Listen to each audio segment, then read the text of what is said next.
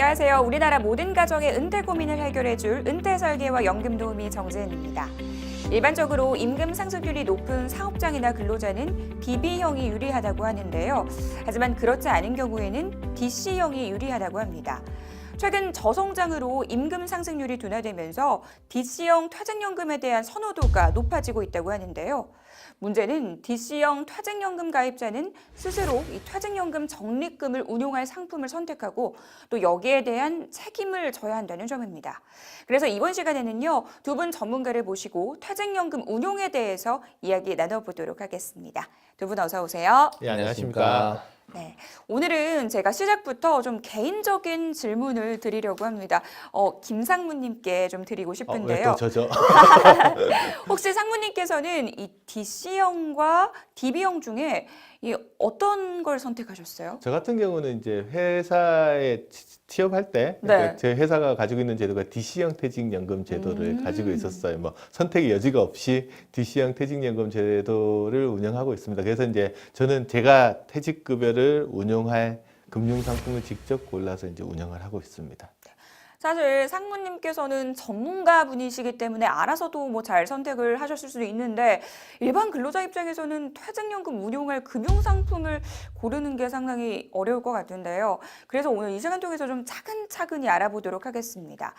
자, 먼저 DC형 퇴직연금에 가입한 근로자가 이 자기 퇴직연금이 어떤 상품에 투자되고 있는지 알아볼 경우가 있잖아요. 알아보려면 어떻게 해야 되는 건가요? 그 전에 제가 이제 DC형에 가입한 근로자들 대상으로 이제 상담을 하면서 물어봤던 질문인데 DC형가 뭐가 제일 궁금하냐라고 물어봤을 때 1번으로 나왔던 답이 뭐냐 그러면 내 돈이 어디 있는지 모르겠다. 이 답변이 제일 많이 나와요. 네. 어디 투자하고 있는지를 왜냐하면 입사할 때나 아니면 처음 제도 도입할 때 한 번만 선택해놓고 들여다보지를 않아가지고 자기 돈이 어디 있는지 모르시는 분들이 상당히 좀 많이 있는 것 같아요. 그래서 이거 알아보려면 어떻게 해야 되냐 그러면 일단 자기 퇴직연금을 맡아서 운영하고 있는 금융회사 홈페이지를 방문해 보시면 돼요. 이 들어갈 때 이름하고 주민번호하고 공인인증서가 있는데 이렇게 해서 들어가 보면 사이트에 접속하면 본인이 퇴직연금, 퇴직급여를 투자하고 있는 금융상품을 일괄조회하실 수가 있습니다. 그런데 이거보다 심한 경우도 있을 것 같아요. 자기가 만약에 어떤 금융회사에 가입하고 있는지도 모르는 경우도 있잖아요. 이런 경우 어떻게 해야 돼요? 네, 정말 많습니다. 예, 이 네. 경우에는 일단 인사 담당 부서에 우리가 지금 어디에다가 돈을 넣고 있는지 물어보는 게 제일 좋겠죠. 근데 이거 자꾸 물어보면 인사 담당자가 제가 지금 퇴직하려나 나가려고 그러냐 이게 소문이 돌 수 있어요. 그래서 이게 불편하시면 금융감독원에서 운영하고 있는 통합연금 포탈에 접속하셔가지고 본인 인증서로 로그인을 하셔가지고 자기의 연금을 파악하면 모든 연금이 다 이제 나타나니까 거기에서 확인하시면 되겠습니다. 통합연금 포털 사이트에 접속하시면 알 수 있다고 하는데요. 자, 그러면 이 DC형에서 투자할 수 있는 금융상품에는 뭐 어떤 게 있나요? 퇴직연금 가입자가 이제 투자할 수 있는 금융상품은 크게 보면 네. 원리금 보장 상품하고 실적 배당 상품으로 나눌 수 있어요. 이제 원리금 보장 상품은 딱 들어보시면 뭔가 안전해 보이는 느낌이 들긴 하잖아요. 원금하고 이자가 보장되는 상품인데 은행에서 운영하는 이제 정기예금이 있고요. 보험회사에서 제공하고 있는 확정금리형 보험 상품도 여기 속하고요. 증권회사에서 제공하고 있는 게 ELB라는 상품이 있는데 뭐 상품 이름은 다 다르지만 일정한 기간 동안 정해진 금리를 보장해 준다는 점에서는 똑같다라고 보시면 됩니다. 그래서 정기예금하고 거의 비슷한 형태의 상품이다라고 이야기를 하시면 될 것 같고요.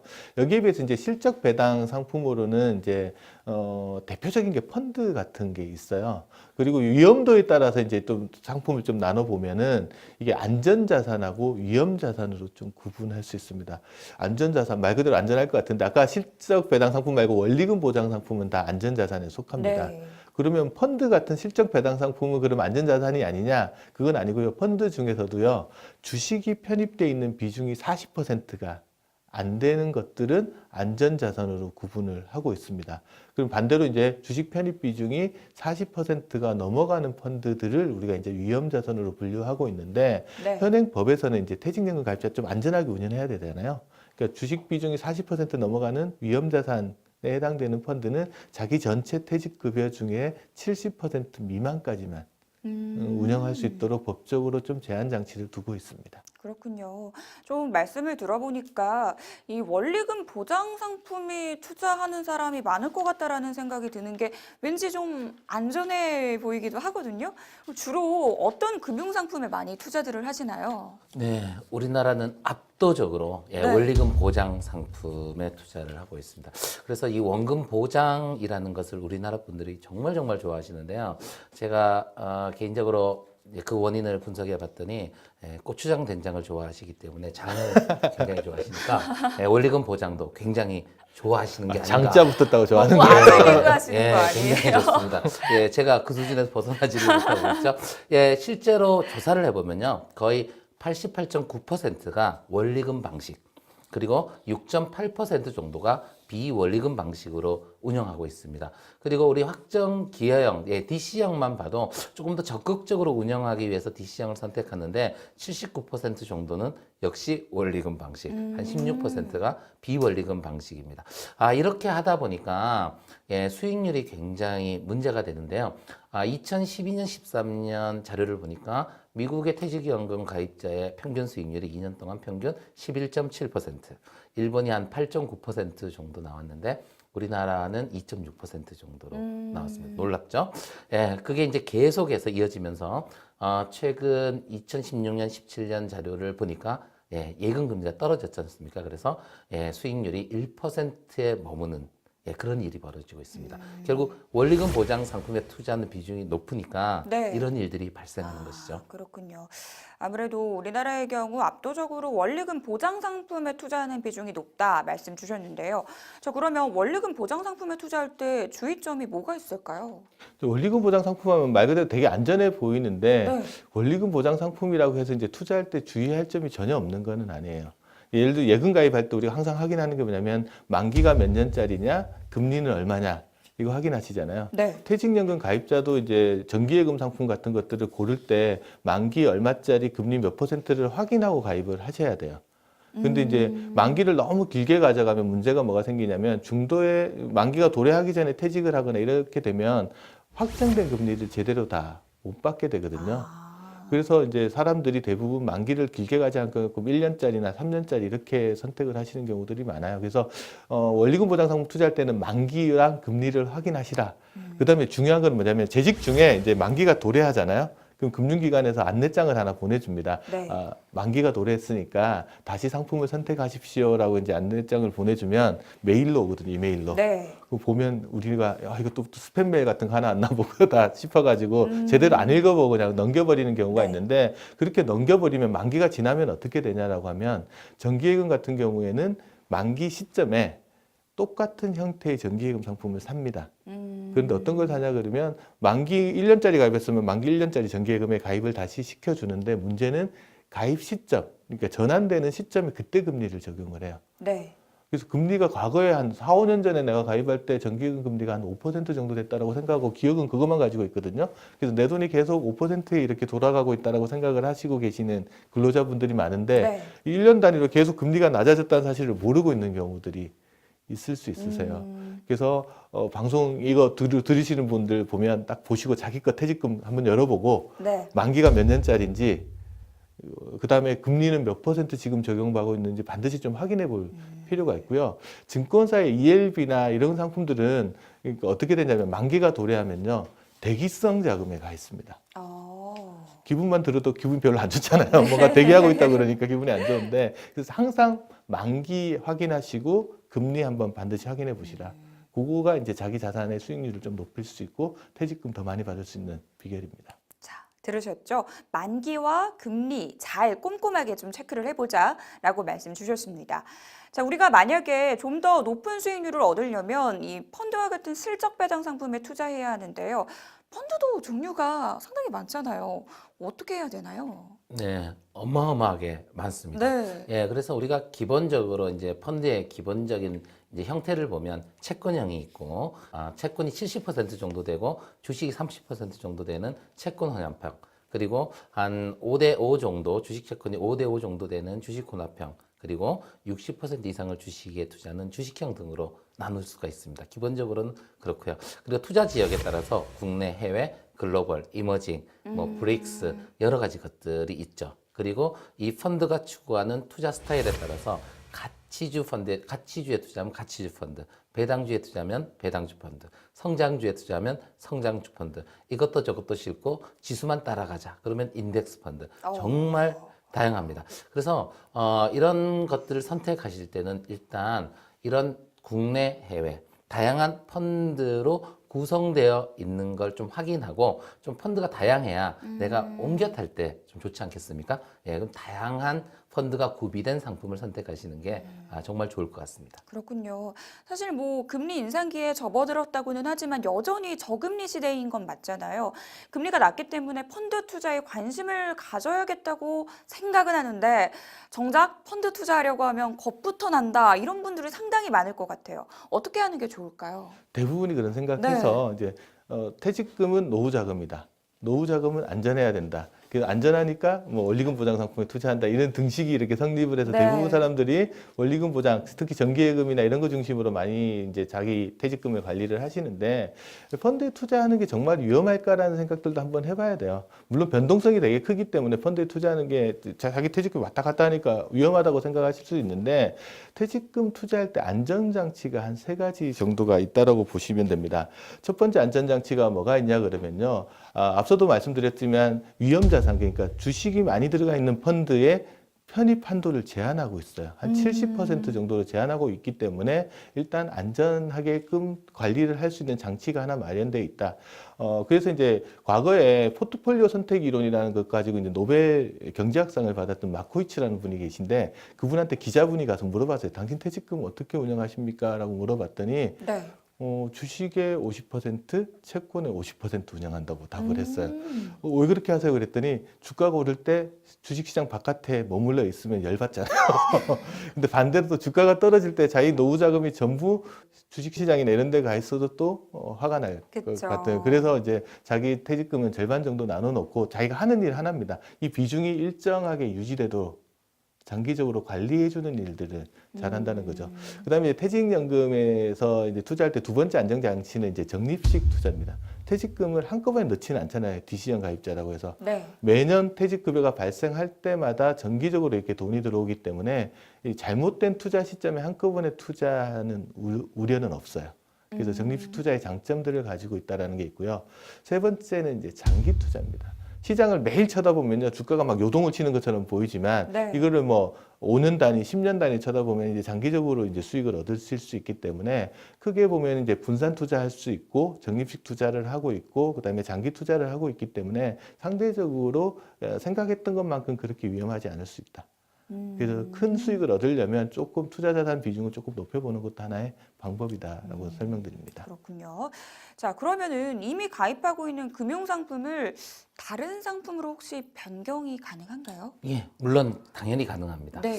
그 상품을 변경할 때는 일단 먼저 생각해야 될 게 있습니다. 내가 과연 위험 자산과 안전 자산을 어느 정도 비중으로 가져가는 게 좋을 것이냐를 판단하고 거기에 맞춰서 옮겨야 되겠죠. 네. 예, 그래서 과연 어느 정도 비중이 좋아요? 예컨대 주식과 안전 자산의 비중 얘기하시면 사람마다 다른데요. 우리나라 그 부자들을 대상으로 조사해 보면 야 거의 주식과 위험 자산과 안전 자산 비중이 거의 5대 5에 가깝습니다. 그러니까 거기에 비해서 통계청 자료를 보니까 우리나라 서민분들은 90% 이상을 역시 원금 보장형에 하고 있어요. 네. 그런데 이제 미국이나 이런 여러 가지 리포트에서 우리 말코이츠도 말씀하셨지만 미국의 30년 동안 분석해 보니까 한 5대 5 정도가 안정성과 수익성을 동시에 잡는 거다. 이런 데이터들도 많이 있습니다. 그래서 장기적 관점에서 보면 안정성과 수익성을 잡는데 5대 5 정도로 배분해라. 그래서 우리도 치킨 먹을 때 후라이드하고 양념이 어려우면 반반 치킨. 굉장히 현명한 선택이죠. 제가 그래서 부자들도 대표님이 짬짜면 이야기 하실 줄 알았어요. 네, 짬짜면은 옛날 버전이고요. 요즘은 반반 치킨입니다. 그래서 이렇게 퇴직연금을 운용할 때는 먼저 내가 어느 정도 비중을 가져갈 것이냐를 정한 다음에 매달 예컨대 1년에 한 번씩 300만 원씩 회사가 납입해 주죠. 그런데 내가 10년 동안 쌓은 돈이 3천만 원이면 300만 원만 받고서는 효율이 떨어지겠죠. 네. 왜냐하면 3천만 원이라고 하는 큰 돈이 움직여야지 수익이 발생하니까. 그래서 적립하는 금액하고 쌓인 돈 모두를 한꺼번에 같은 비율로 바꿔주는 게 관리도 편합니다. 네, 그렇게 하시는 게 좋겠습니다. 그렇군요. 우리가 사실 뭐 주식 투자할 때도 포트 다변화가 상당히 뭐 중요하다 이런 말들 하시잖아요. 안정성과 수익성 두 마리 토끼를 모두 잡는 게 좀 중요하다라는 말씀 주셨습니다. 자, 여러 금융 상품에 투자할 수 있다라고 말씀을 주셨는데 사실 이 근로자 입장에서는 투자 경험이 많지 않을 수가 있잖아요. 그러면은 이럴 때는 어떻게 해야 될까요? 근로자분들이 많이 하시는 말씀이 큰 맘 먹고 이제 금융회사 홈페이지 들어가가지고 네. 퇴직연금 상품 이제 선택해서 변경해 보려고 하는데 딱 열어봤더니 수백 개가 뜨는 거예요. 하고 닫아버리신다고 그러시더라고요. 네. 그래서 이런 경우에 대비해서 이제 자기가 일일이 금융 상품을 골라서 투자하기가 어려우신 분들 계시거든요. 이런 분들을 위한 상품 중에 자산 배분형 펀드나 레버카운트라는 상품들이 있습니다. 이름이 좀 어려워 보이는데 뭐냐면 하나만 고르면 겉으로는 하나처럼 보여요. 근데 들어가서 보면 거기서 다양한 상품에 분산 투자하고 있는 상품들이 있습니다. 그러니까 자산 배분형 펀드나 레버카운트가 그런 상품인데 어떻게 비교할 수 있냐면 우리가 뭐 추석이나 설에 가서 과일 세트 살 때 네. 어떤 사람은 과일을 일일이 자기가 다 골라서 과일 바구니 사시는 분 있죠. 네. 그런 분들은 적극적으로 투자하시는 분이라고 보시면 돼요. 근데 백화점 딱 가서 보면 나 과일은 잘 모르겠고 잘 포장돼 있는 거 딱 사시는 분 있잖아요. 네.